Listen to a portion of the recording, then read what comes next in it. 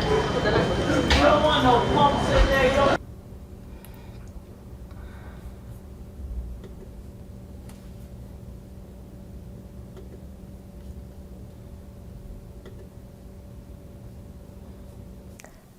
I am disappointed, but not shocked. It is terrible that we are closing routes to legal immigration. I expect that this will be challenged in the courts. To do the biggest project I've done called Digital Refuge, I worked with 18 Berkeley people. Based on the prior travel bans, there'll be an emphasis on the way countries were included and excluded. Why is Afghanistan first on the list, for example? And there will be challenges based on the process by which individuals with ties to the US can seek waivers and other exemptions from these overall bans.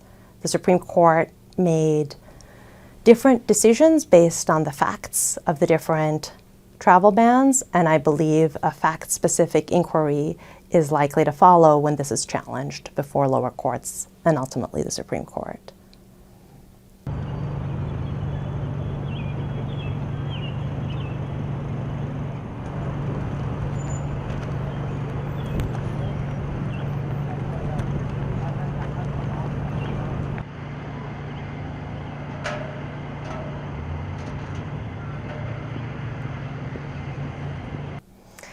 Let me start by saying that it's a different list of countries. So the version that the Supreme Court allowed to go forward excluded some of the countries initially listed. I expect this Supreme Court, these lower courts, to start looking at the justifications for particular countries. I personally am deeply concerned, indeed ashamed, that the first country on that list is Afghanistan.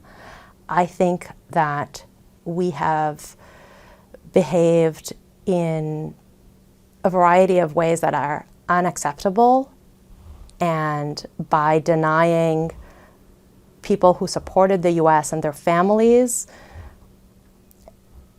what we promised them, we are not behaving in an acceptable or responsible way. So I believe the first scrutiny will be on who is included and for what reasons, and then we will need to think a lot about who should be able to petition to be exempt from this very broad-ranging measure.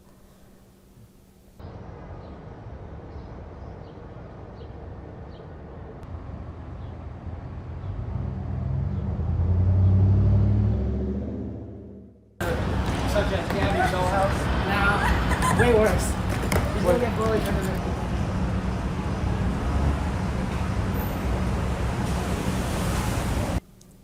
Misinformation is a major problem for everyone, but it is especially so for migrants and refugees because there's this industry, the smuggling industry, that has a business model that's often reliant on misinformation and competes with governments that often don't communicate in the language of migrants. So governments are often not in a position to communicate in the correct languages in a trustworthy manner. So I think the misinformation environment will only facilitate risky and unauthorized smuggling. This is why closing down legal pathways, closing down the ability of the US to vet very, very extensively who comes in and who does not, is so disappointing to me.